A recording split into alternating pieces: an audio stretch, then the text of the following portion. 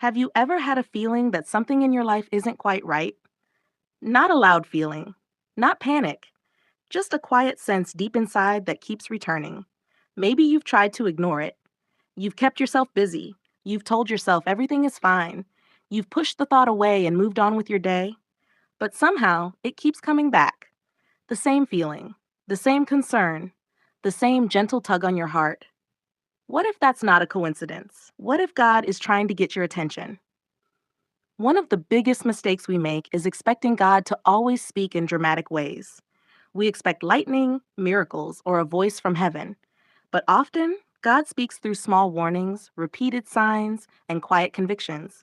Not because he wants to frighten us, because he loves us. A loving parent warns their child when danger is near.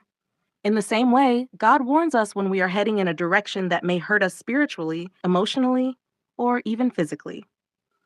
Today, let's talk about some signs that may indicate God is trying to warn you about something in your life. The first sign is a loss of peace. Peace is one of God's greatest gifts. Life will never be perfect. Challenges will come. Difficult seasons will happen. But even in the middle of those moments, God can give us peace. So when something repeatedly steals your peace, it's worth paying attention. Perhaps you're about to make a decision, enter a relationship, accept an opportunity, or continue down a path that doesn't feel right. Everything may look good on the surface. Other people may encourage it. Logic may support it. But deep inside, your peace keeps disappearing. That doesn't automatically mean the decision is wrong, but it does mean you should slow down and pray. God often uses peace as guidance. When that peace keeps leaving, it may be a warning to seek Him before moving forward. The second sign is repeated conviction. Conviction is different from guilt. Guilt often pushes us away from God. Conviction draws us closer to Him. You may find yourself thinking about the same issue again and again. Maybe it's a habit you know isn't helping you. Maybe it's bitterness you've been holding on to. Maybe it's dishonesty, pride, resentment, or something you've been avoiding. You try to move on, but the thought keeps returning. Every sermon seems connected to it. Every Bible verse seems to point toward it. Every prayer brings it back into focus. That may be God gently warning you, not to shame you, to free you. God corrects those He loves because He wants better for them. The third sign is closed doors. Sometimes we fight hard to make something work. We push, we force, we chase, and yet every door remains closed. At first, it feels frustrating. Sometimes it even feels unfair. But later, we often discover that those closed doors protected us from things we couldn't see at the time. Not every closed door is a warning. But when God repeatedly blocks a path despite your efforts, it may be wise to pause and ask why. Sometimes the answer isn't, try harder. Sometimes the answer is, trust me. The fourth sign is growing discomfort around certain influences. Have you ever noticed that certain conversations no longer feel right? Certain environments leave you feeling drained? Certain habits that once seemed normal now bother your spirit? This often happens when God is growing you. Things that once felt comfortable begin to feel uncomfortable. Not because you've become judgmental, because you're becoming aware. God may be warning you that some influences around you are pulling you away from where He wants you to be. This doesn't mean you stop loving people. It simply means you become more careful about what shapes your heart. The fifth sign is constant distraction. We live in a world full of noise. Phones, notifications, entertainment, endless information. Sometimes distraction is simply part of life, but sometimes it becomes something deeper. Have you ever noticed that every time you try to pray, grow spiritually, or focus on God, something suddenly demands your attention? Your mind becomes restless, your schedule becomes crowded, your focus disappears.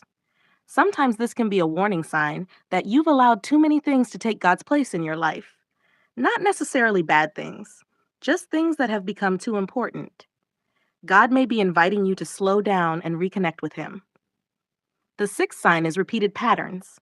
The same mistakes, the same disappointments, the same kind of relationships, the same problems showing up over and over again.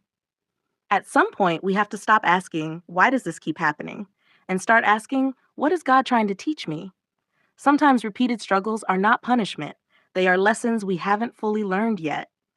God may allow a pattern to continue until we recognize the change He is calling us to make. The seventh sign is feeling spiritually distant. This one surprises many people. Sometimes people assume that if they feel distant from God, God has left them. But often, that feeling itself becomes a warning, not because God moved, because we've become distracted. Prayer became less frequent, time in Scripture became occasional, faith became something we think about instead of something we live. When that distance begins to grow, God often uses it to wake us up. He reminds us how much we need Him. He reminds us where true peace comes from. He reminds us that nothing in this world can replace His presence. Now, it's important to remember something. Not every challenge is a warning. Not every difficult season means you've done something wrong. Life is complicated. We face struggles simply because we live in a broken world. That's why wisdom, prayer, and Scripture are so important. The goal isn't to become afraid of every sign. The goal is to stay close enough to God that you recognize His voice when He speaks. Because God's warnings are not threats, they are acts of love. They are invitations. Invitations to pause, invitations to reflect, invitations to trust Him more deeply. If you've been seeing some of these signs lately, don't panic. Instead, take a quiet moment with God. Pray honestly. Ask Him to show you what He wants you to see. Ask Him to give you wisdom. Ask Him to guide your next steps, and trust that He will. Because God is not trying to confuse you, He is trying to lead you. He is not trying to scare you, He is trying to protect you. And whatever warning He may be giving today, it comes from a heart that loves you completely. So pay attention, stay close, keep praying, and remember this: the God who warns you is the same God who walks beside you. He doesn't just point out the danger, He leads you safely through it. And that is where true peace is found.